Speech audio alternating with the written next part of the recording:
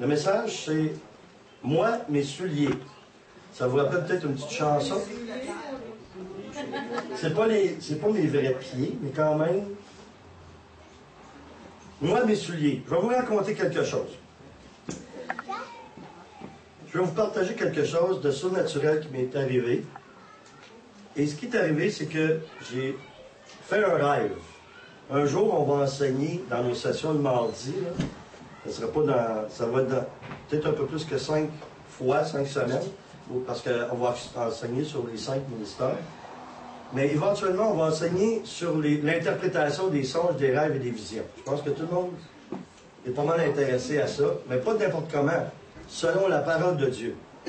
Tout le monde rêve, tout le monde a toutes sortes de visions. Les rêves surtout. Quand je parle de ça, les gens viennent me voir et ils veulent tout que j'interprète leurs rêves. Mais c'est pour ça que je vais enseigner sur ça, pour qu'eux apprennent à interpréter leurs propres rêves dans l'esprit, selon la parole de Dieu. Alors j'ai fait un rêve. Puis voici mon rêve. Je suis dans une convention d'hommes d'affaires où je suis un des conférenciers. Et puis, comme n'importe qui, je bois. Et quand je bois, je dois évacuer ce que je bois. Alors, je décide d'aller à la salle de bain. Et pendant que je suis en train de faire ce que je dois faire, je suis en habit, très bien habillé. Et c'est dans une salle d'hôtel, un centre de congrès, très luxueux.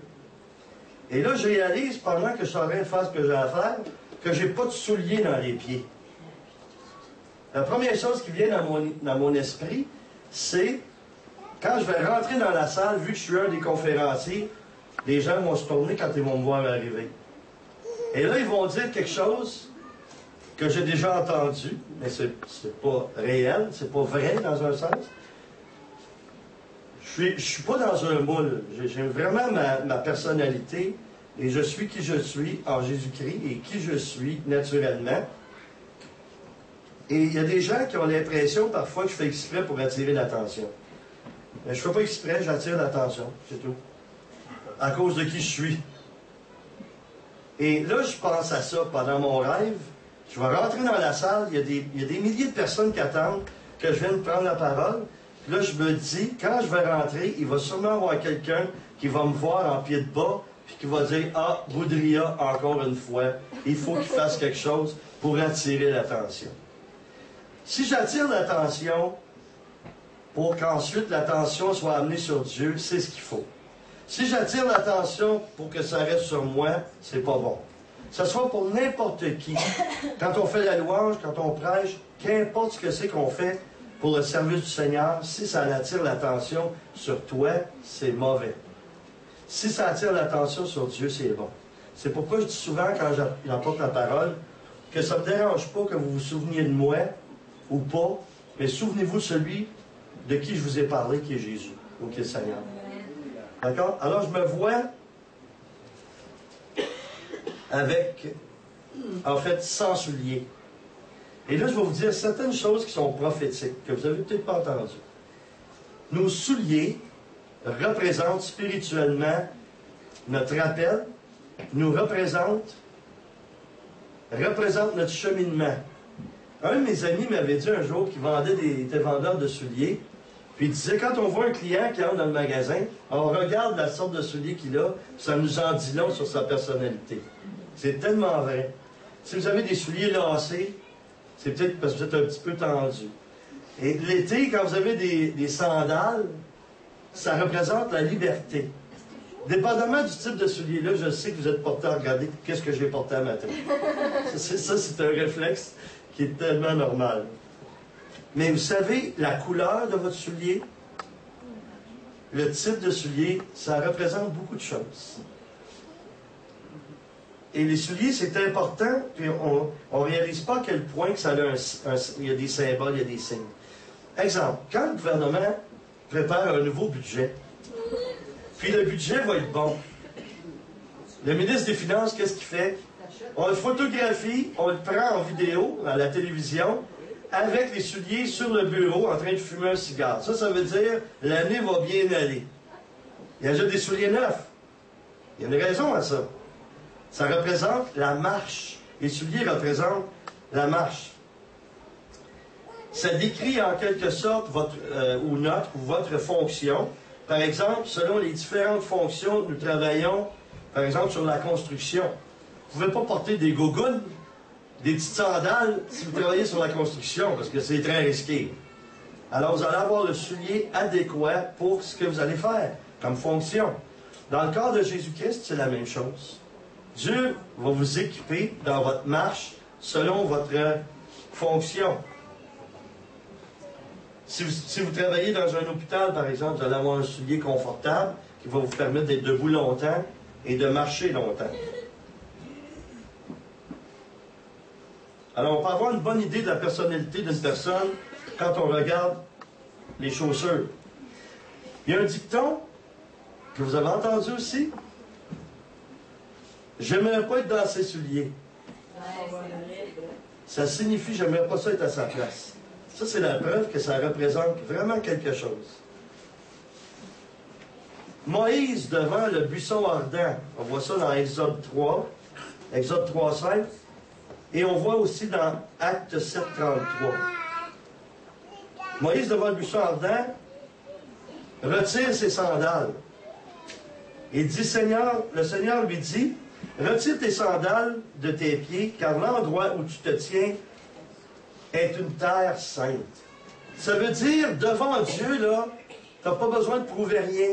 Tu n'as pas besoin de lui montrer ta personnalité. Il la connaît. C'est lui qui t'a créé. Et lui, son identité de Dieu, c'est devant nous de nous dire, sois libre complètement. À ce que je sache, il n'y a pas personne ici qui a été créé, qui est venu au monde. Je ne vois pas ça dans la salle d'accouchement. Oh, il s'en vient, je pense qu'il va travailler sans construction plus tard. Il y a des petites bottines d'un pied. On ne vient pas au monde avec des souliers. On vient au monde nu. On n'a pas de souliers. C'est Dieu qui nous façonne, qui fait en sorte qu'on a notre personnalité, nos parents, notre éducation. Ça en dit long, hein, quand nos enfants, les souliers qu'on leur achète, on veut qu'il y ait une bonne marche. Donc, quand ils sont bébés, on leur achète un soulier qui est solide, qui tient bien la cheville. Moi, je vois les jeunes d'aujourd'hui, puis je les vois avec des souliers de course, puis je me dis, ils portent la même chose que moi, je portais à cet âge-là. C'est tellement pareil, là. Il y a un genre de soulier de course qui s'appelle des Converse. Je ne sais pas pourquoi ils appellent ça de même. C'est peut-être parce que les jeunes se parlent entre eux autres. Il y a une conversation. Mais c'est un petit soulier en toile avec le tour en caoutchouc blanc. Je pense qu'il y en a qui mettent ça pour du skate. Là. Puis un petit caoutchouc où ce que tu as l'os du pied, parce que si tu te frappes là, ça protège. Quand j'étais tout petit, on en avait comme ça. Puis je me souviens quand on recevait des souliers, nos premiers souliers quand ils étaient neufs, là. Je sais pas vous autres, là, quand vous étiez enfants, mais on mettait nos souliers puis on dirait qu'on courait mieux. C'était spécial, on courait, on sautait. C'était comme, waouh, ils ont comme une puissance, mes souliers, tellement qu'ils sont neufs, ils sont propres. Là, quand ils salissaient un petit peu, on les nettoyait le plus vite possible. Même quand on était enfant, oh, mes souliers sont sales. Même chose avec notre vie chrétienne. Dieu veut qu'on soit propre. Dieu veut qu'on court avec lui. Dieu veut qu'on soit en forme pour faire ce qu'on a à faire avec lui. Nos pieds sont la partie du corps qui nous porte, qui nous permet de nous déplacer plus souvent, avancer que reculer. Voyez-vous beaucoup de monde qui marche de reculons. Tu sais, tiens, je vais aller faire mon épicerie. Bon, ben, je m'en vais. On reste de reculons. On est fait pour avancer. Des chrétiens, c'est fait pour avancer.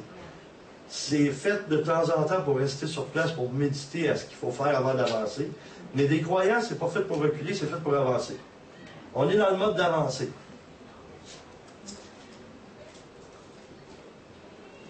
Marcher dans la Bible signifie agir, faire, puis entrer en action. Quand Jésus a dit au paralytique qui venait d'être guéri, « Lève-toi et marche », ça ne voulait pas seulement dire « Lève-toi, marche physiquement ». Je suis convaincu que ça voulait dire « Lève-toi, maintenant, physiquement que tu marches, tu dois marcher avec ta foi. Tu dois témoigner de ce que j'ai fait pour toi. Marche, avance. » D'ailleurs, si on va voir dans l'hébreu, ou plutôt dans le grec, parce que c'est dans le Nouveau Testament, quand Jésus dit « bienheureux », savez-vous ce que ça signifie? Ça s'adresse au peuple de Dieu, ça s'adresse aux enfants de Dieu. Ça signifie « en marche ». En marche ceux qui ont le cœur pur. En marche.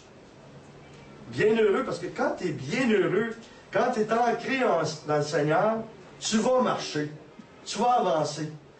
Et qu'est-ce qui arrive quand quelqu'un se met à rester sur place ou reculer dans sa marche chrétienne? Il se sent coupable, il sent des fardeaux, il est mal à l'aise, il ne veut pas aller à l'église parce qu'il a peur d'être jugé, toutes sortes de sentiments comme ça, parce qu'il n'est plus en marche, parce qu'il est assis dans sa foi spirituelle.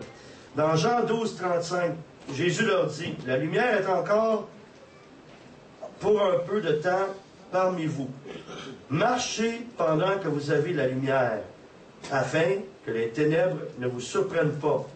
Celui qui marche dans les ténèbres ne sait pas où il va. » Donc, on est appelé à marcher dans la lumière. La Bible a dit aussi dans le psaume 119 que le Seigneur, sa parole, est une lampe sur nos pas.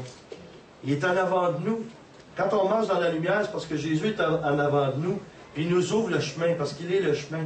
Il marche en avant de nous, puis on n'a qu'à le suivre. Mais c'est une décision de marcher ou pas marcher. Nous agissons avec ce que nous sommes. Notre marche signifie aussi notre façon de penser. 1 Corinthiens 3:3 déclare en effet, puisqu'il y a parmi vous de la jalousie, il s'adressait aux chrétiens, c'est un petit peu surprenant, comment ça se fait. En effet, puisqu'il y a parmi vous de la jalousie et de la discorde, n'êtes-vous pas charnels et ne marchez-vous pas d'une manière toute humaine. On a encore le mot marcher, là. Marcher, c'est notre pensée, c'est la façon qu'on pense. Quand quelqu'un est dans le monde, quand quelqu'un commence à fonctionner pas bien, hein, on a une expression, nous, au Québec, « Ah, il marche tout croche ». Pourquoi on dit qu'il marche tout croche?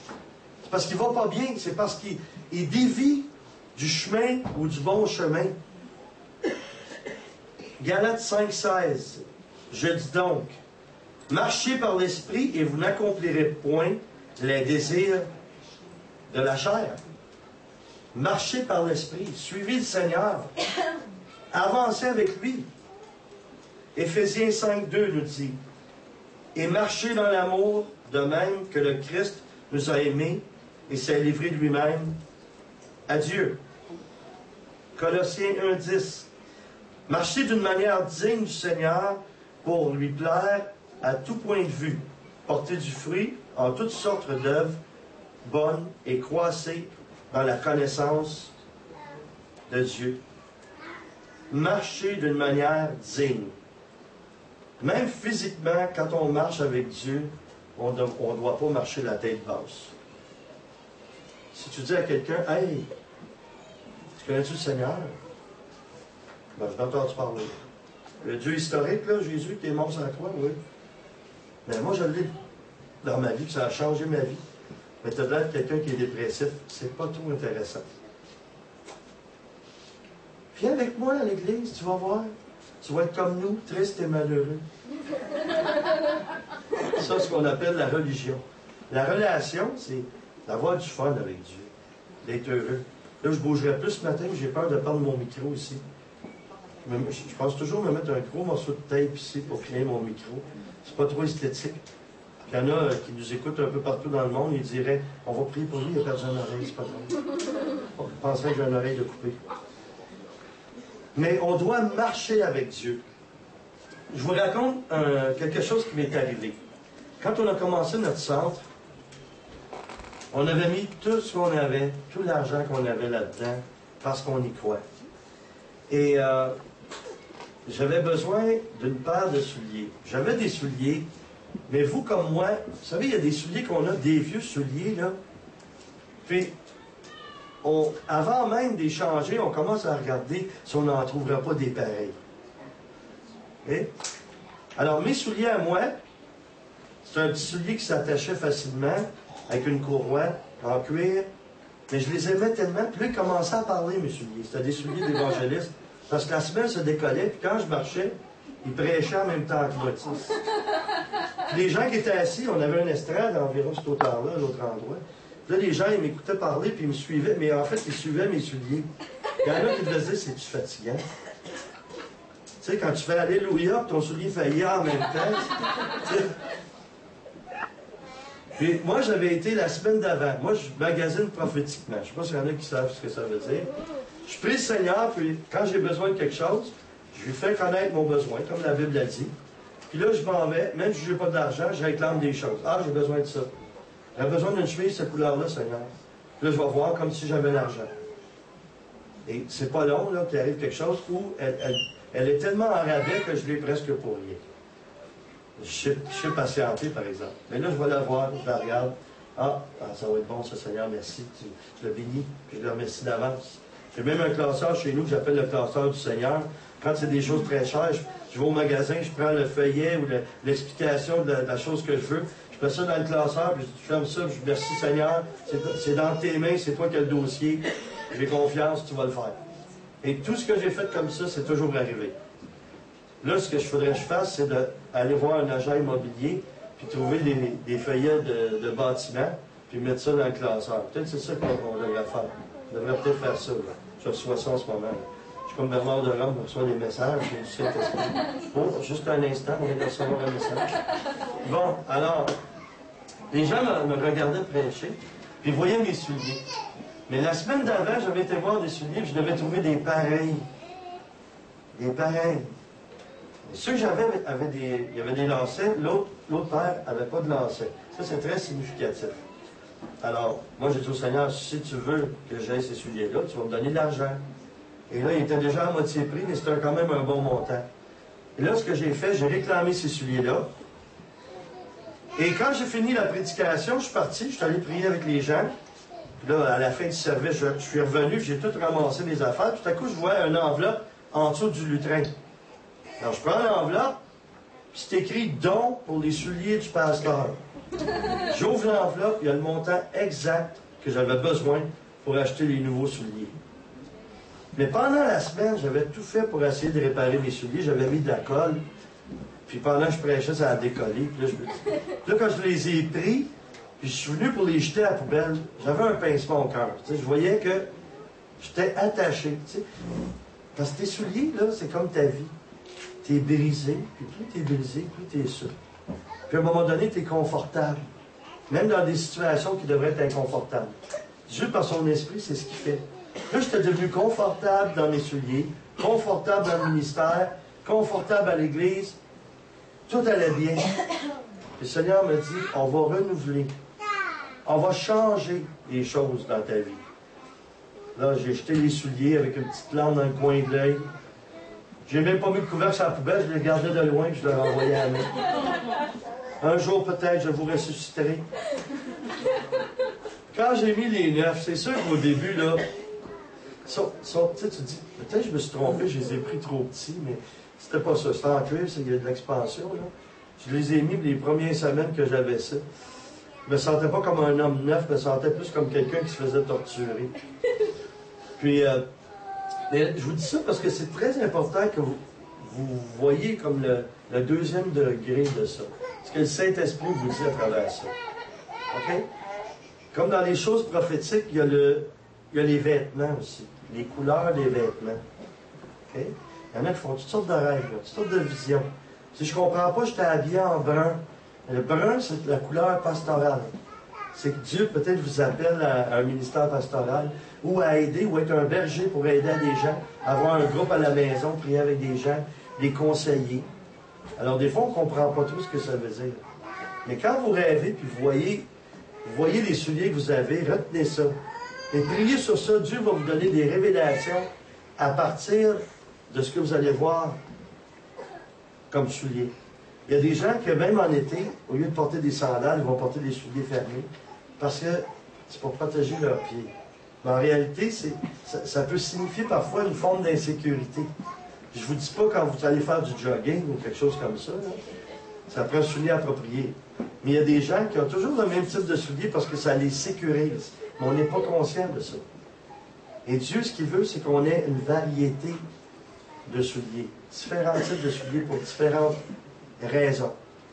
Les sandales, moi je sais que ma femme, c'est une femme extrêmement libre dans les mains de Dieu, parce que je pense qu'on devrait ouvrir une filiale du Centre chrétien tout à tous, appeler ça la gougoune de Dieu. J'ai jamais vu ça. Même les femmes, je comprends pas, là, vous m'expliquerez ça. Il y a beaucoup de femmes qui aiment ça, marcher pieds nus. Alors moi, là, quand je vais en vacances, il y a des petites roches, là. Je parle en langue quand je marche là-dessus, tu sais.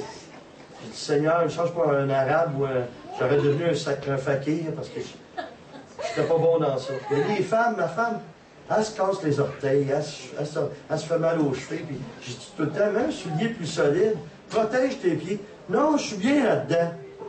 J'ajoute des sandales neuves, elle les porte un peu pour me faire plaisir. Première chose, tu sais, encore les vieilles gourgounes. Elle se prépare pour venir ici ou aller quelque part, une soirée qu'on fait ensemble. Elle est toute bien habillée, bien maquillée. Je regarde les pieds. Je dis tout le temps, tu sors pas avec les gourgounes, j'espère. Elle dit, j'aimerais ça, mais elle dit, je n'ai pas le choix tellement.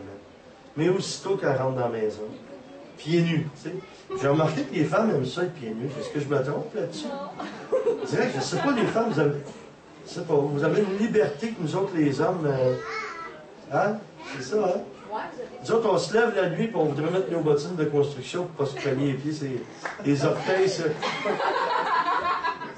Moi, il y a un temps, je voulais prendre l'autorité sur tous les esprits mauvais de briques Lego. Ça, c'est là qu'on a connu ça. Ça fait-tu mal, des briques Lego, quand tu te lèves la nuit? Tu sais, t'as vraiment envie. Là, tu pisses un petit blanc, là. Les petits carrés, là. Tu fais comme, Seigneur, merci, mon Dieu, tu sais. Des enfants autour de laisser traîner des affaires comme ça, on dirait tout le temps. Je disais à ma femme, justement, à propos de ses souliers, ça a changé. Il y a eu une évolution après 32 ans. J'ai prié, j'ai persévéré, mais j'ai parlé aussi. Mon épouse, là, c'était comme ça. Depuis qu'elle était adolescente, elle était habituée, ses parents, ou sa mère l'aidait à faire le ménage de sa chambre. Mais dès qu'on s'est mariés, c'était toujours ses souliers qui étaient quelque part. Elle en a des paires de souliers, il y en a partout. T'sais. Je pensais même quand je voulais partir au magasin de souliers. Mais les souliers, quand tu arrives la nuit, tu ne sais pas où ils sont. Ça peut être dangereux. Hein? Ça a une importance, ce que je vous dis, là. Parce que des souliers, c'est fait pour aller dans nos pieds. Il faut que ça soit arrangé en bonne place. Parce que ça peut créer des dangers. Puis moi, quand j'étais plus jeune, là, j'exagère. Des fois, quand je fais des blagues, mais dans ce temps-là, c'était payé, je pense. Je me suis, je ne sais pas, perfectionné ou assagi plutôt. Puis là, j'essaie de faire comprendre à ma femme, laisse pas traîner tes souliers, c'est dangereux. Donc, au fond, elle se disait, pour qui? C'est pour moi, mais elle ne le voyait pas. Tu sais, quand tu t'en vas, tu es sûr de ton affaire, puis là, tout à coup, voyons, qu'est-ce qui arrive, là? Là, tu es là, qu'est-ce qui a mis ça là? Là, tu vois que c'est les souliers de ta femme. Là, tu pries, tu dis, Seigneur, je l'aime, ma femme. Tu prends les souliers, tu les enlèves. Là, je dis au Seigneur, qu'est-ce que je pourrais bien faire pour lui faire comprendre ces dangers-là? Puis le pire, c'est que dans notre chambre, le côté où moi je suis, c'est son bureau qui est là. Puis on ne peut pas, à cause de la pièce, changer ça. Puis ça a toujours été comme ça. À travers les années, on changeait de bord, mais les meubles étaient toujours placés d'une façon que son bureau était sur mon côté. Alors là, on enlève ses choses, on met ça sur son bureau, puis clic, clic. Les femmes, clic, clic. Ils enlèvent les souliers, clic, clic. Tu sais, ils sont dans le milieu du centre de congrès, clic, clic. Ils dansent devant Dieu avec des drapeaux. Puis là, quelqu'un passe, Alléluia! Qui a mis ça là? C'est la madame qui fait des drapeaux en avant. C'est beau, les drapeaux. C'est beau, pas de souliers, hein? J'ai remarqué ça. Puis là, je dis au Seigneur, qu'est-ce que je vais faire avec ma femme, Seigneur? Là, j'ai une idée. Tu sais, moi, c'est comme ça avec l'humour. Je lui dis, Manon, écoute, tu laisses tes souliers, puis c'est dangereux. Ah oui, je sais, il faut que j'y ramasse. Je sais. Mais tu sais, ça fait plusieurs fois, chérie, je te dis, je me lève la nuit, là, même les enfants pleurent, puis ils ont de la fièvre, n'importe quoi. Tu me dis, ben vas-y, puis là, je me lève. Je vais être un bon père de famille, puis là, je passe proche de me tuer à chaque fois. Puis là, je dis, essaie de penser à ça. J'ai dit, tu m'aimes-tu? Elle dit, ben oui, je t'aime. Je dis, écoute bien le scénario. Je me lève la nuit, je m'en fâche d'un soulier, je tombe. La tente sur le coin du meuble, puis je meurs. Tu te lèves le matin, tu vois tes souliers, tu me vois. Essaie d'imaginer l'émotion que tu vivrais, là. Elle dit, ah oui, c'est vrai. La nuit suivante, si je pense que je vais aller au salon funéraire faire un préarrangement, elle n'a pas compris. Elle n'avait pas laissé une paire, mais trois. Elle a mis ses souliers, clic, clic. Elle s'est changée, un autre paire, clic, clic, plus loin. Elle s'est changée, clic, clic. Puis moi, je marche là-dedans, clic, clic, clic, clic, clic, clic. Je tiens après le bureau. Moi, je suis bien spirituel, elle rentre dans la chambre, genre, c'est l'onction, c'est l'onction. Cet esprit m'a touché. C'est vrai qu'il m'a touché, mais j'ai vécu de la colère avant qu'elle me touche. Là, je prie, Seigneur, touche-moi, il faut que tu changes de quoi, parce que Mon âme est souillée. Par ma colère. Mais c'est important d'être conscient de ça. Parce que dans notre marche, des fois, il y a d'autres personnes qui s'enfargent dans nous. Tu sais. Puis en plus, il parle beaucoup de sa femme ce matin. Ma femme, elle ne voit pas d'un œil. Elle a eu une maladie quand elle était enfant. Puis, à un moment donné, elle s'est fait opérer, puis son œil, pour le nerf optique, là, pour que les deux yeux soient. Puis, après 32 ans, ça fait 35 ans que je la connais. Je trouve ça très difficile, parce que le matin, quand elle me regarde, des fois, pour dormir, elle ferme son œil qu'elle voit, puis son œil qu'elle ne voit pas, elle peut le laisser ouvert comme ça. Puis là, je la regarde, puis là, je suis pas sûr, j'essaie de discerner, elle me regarde-tu vraiment? Ou elle dort? Là, je dis, chérie, tu me regardes-tu avec ton vrai œil ou ton faux œil? Là, je vois qu'elle ne répond pas. Ça veut dire qu'elle dort, puis elle a un œil ouvert. Elle me surveille même la nuit, tu sais. Mais à cause de ça, à cause qu'elle ne voit pas d'un côté, mais dans sa marche, il y en a qui, si spirituellement ils ne voient pas bien, ils ne sont pas éclairés assez par Dieu, ça ne rend pas compte. Moi, mon épouse, elle ne fait pas exprès, ça c'est correct, je me suis habitué à vivre avec ça. Mais j'en fais une blague, puis à chaque fois qu'elle s'enfarge, elle m'accroche, je lui dis toujours quelque chose de drôle, mais elle s'en rend même pas compte. Quand ça va, puis elle marche, tout à coup, moi je suis là, je suis en train de parler avec quelqu'un, tout à coup, bang! Là, voyons, non, qu'est-ce que tu vois? Manon, c'est parce que tu m'as accroché. Oh oui, je l'ai senti, je m'excuse, chérie. Pas de problème. Ce soir, tu me mettrais dans l'antiflagestine, là. Mais il faut qu'elle soit autour de moi longtemps. Quand on passe une journée complète à l'église, là, je peux vous dire de quoi, j'ai des contusions. Mais elle ne fait pas exprès. Mais c'est parce qu'elle ne voit pas d'un œil. C'est pas de sa faute. Il y a des chrétiens qui ne voient pas d'un œil. Des fois, ils ne voient pas des deux yeux. Puis ils foncent dans les autres. Puis notre responsabilité, c'est de les aider à marcher aussi. Si nous, on marche correctement spirituellement, il faut les aider, nous aussi, à marcher correctement. Aussi que les gens soient dans leur appel, parce que je vous ai dit, les souliers, ça représente notre appel. Le type de soulier qu'on va avoir peut représenter, je ne vous dis pas physiquement, là, mais c'est une image, comme une parabole que je vous donne sur ça. Le soulier adéquat. Est-ce que tu es vraiment à l'endroit que Dieu te veut? Est-ce que tu es vraiment dans ce que tu dois faire? Mon épouse, par exemple, ne doit pas porter des talons trop hauts. C'est trop dangereux pour elle. Elle a des faiblesses dans les genoux en plus. Puis, mais elle le sait maintenant. Quand elle magasine des souliers, puis elle voit un soulier, les femmes, ils semblent aimer les souliers avec des longs talons. Puis ça dépend de la mode. Tu sais, des fois, c'est des talons avec des aiguilles. Ah, c'est-tu cogné? Okay. Des aiguilles de 4 pouces, là, des talons aiguilles de 4 pouces, ça, là, la femme a fait « Oh, qu'ils sont beaux! » Moi, je fais « Non, non, ils sont pas beaux, ils sont pas beaux. Touche pas à ça. Touche pas à ça. » Parce qu'elle marche, puis tout à coup, elle marche comme moi à talons hauts. Tu sais, je me suis déguisé une fois en femme, ça marche-tu mal avec un peu? Comme les dames où je vous admire tellement de marcher là-dedans. Là. Comment vous faites? Tu sais, tu t'en vas, puis... On dirait que c'est comme patiner sur la bottine. C'est pas vrai. Mais quand tu étais jeune, quand tu étais plus jeune, qu'on sortait ensemble, c'était la mode, ils appelaient ça des bottes cosaques. Les femmes, je ne sais pas si tu te souviens de ça. C'était des bottes hautes avec des talons hauts. J'avais dit, moi, je ne savais pas à quel point ça nuisait à sa marche, sa vue. Alors, je marchais avec elle sur la rue, puis on habitait à Montréal, en banlieue de Montréal. Là, je marchais, puis tu sais, tu es en amoureux, tu te tiens la main, puis c'est romantique. Puis je marchais sur le bord du trottoir au cas qu'il y a un camion qui me frappe, puis de la protéger. Puis là, je marchais, puis c'était beau, c'était romantique. Puis là, tu sais, t'es là, t'es en amour, tu sais, on dirait que ta douceur, toute ta bite, c'est beau. Tout à coup, ma femme, ça va, Manon? Oui, oui. Puis là, je voyais un trou dans le trottoir. Elle ne voyait pas les trous. Puis je lui disais de quoi? Des indices, mais avec douceur et avec amour. Chérie, t'as jamais pensé de trouver un emploi dans la voirie à Montréal? Je disais pourquoi? Ben, tous les trous, là, on les trouve tous avec toi. Tu pourrais tous leur dire où sont les trous sur les trottoirs et dans la rue. Elle n'en manquait pas un. Pas un. Ça a beaucoup changé. C'est amélioré, là, maintenant. Elle regarde plus à terre. Puis, elle rentre dans le poteau. Non, non, c'est pas vrai, ça. Elle fait plus attention, elle s'est habituée. Mais je vous dis, là, plus qu'une fois, je pensais que l'épaule me décrocherait. Là. Parce que tu marches, tu n'en attends pas, tu sais. Ça s'en va tranquillement.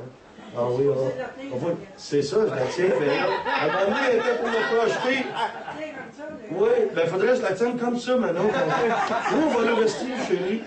On va danser jusque là-bas, puis on va continuer là-bas.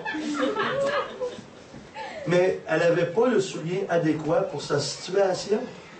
Dieu nous dit la même chose. Ça prend le soulier spirituel qui correspond à notre appel, à notre marche avec Dieu.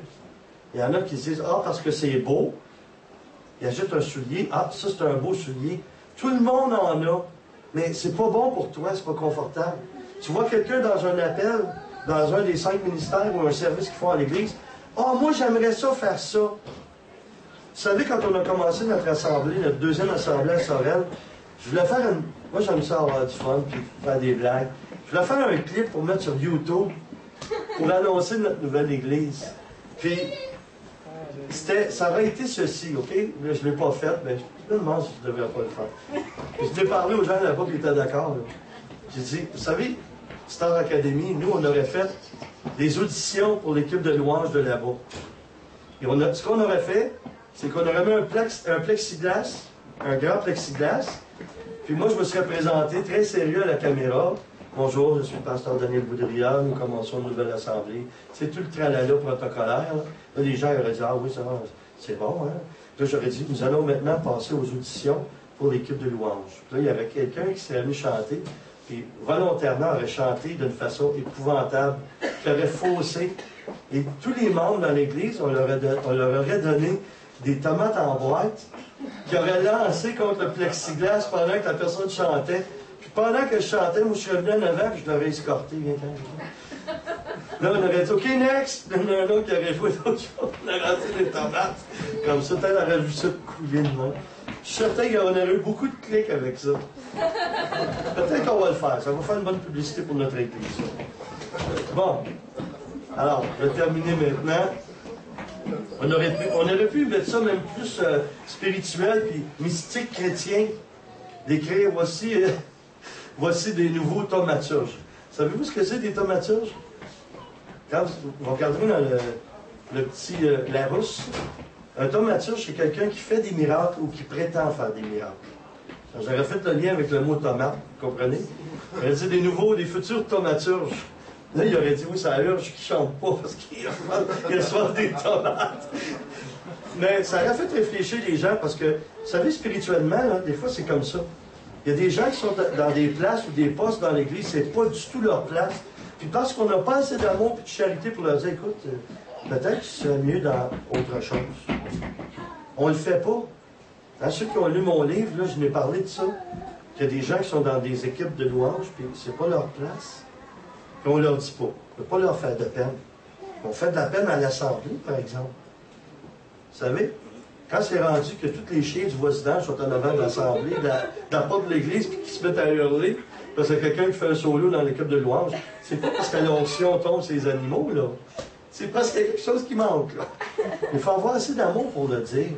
Ce serait peut-être mieux que tu fasses ça. Telle autre chose. Tu sais, j'aime chanter. Si quelqu'un aime chanter, mais écoutez, là, quelqu'un aime chanter, ça ne veut pas dire qu'il a une belle voix. Non, imaginez ça, là, dire, OK, on va pencher nos têtes, on va prier, puis notre soeur ou notre frère va faire un chant. Amazing grace, how sweet the sound. Alors ça, c'était pas pire, ce bout-là. Là, tu fais comme, oh, ça te fait frier, mais tu pries pas pour la bonne chose. Tu pries, puis tout le temps, tu répètes, Seigneur, qu'elle arrête, Seigneur, qu'elle arrête, Seigneur, qu'elle arrête, Seigneur, qu'elle arrête.